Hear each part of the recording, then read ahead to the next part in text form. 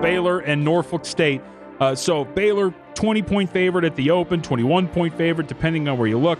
Right now on the screen, still that 20.5, 138 range. 20 is also out there. So my question here is, I think Baylor is good enough to win and maybe potentially cover this game, right, Amal?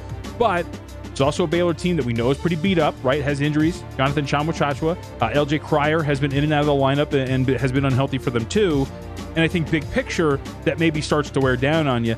Maybe not a matchup against Norfolk State, but the number has moved against them a little bit here. South Point opened up 21.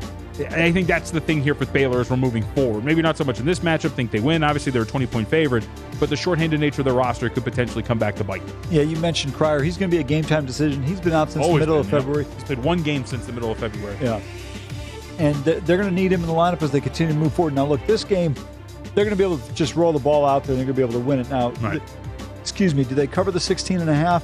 Remains to be seen. Not going to get involved in this game. Don't see a particular edge one way or the other. But if we get a focused Baylor team and a defensive Baylor team, I think Norfolk State could be in trouble. If Baylor doesn't bring their A game, we were talking about Iowa State earlier.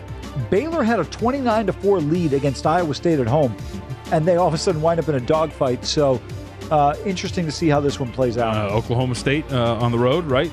Yeah. They went to overtime with Okie State. Actually almost lost that game. Remember the weird buzzer beater that was not because it was a shot clock violation. I'm going to tell you one thing, though. Mike Boynton's team played far better than people realize this year.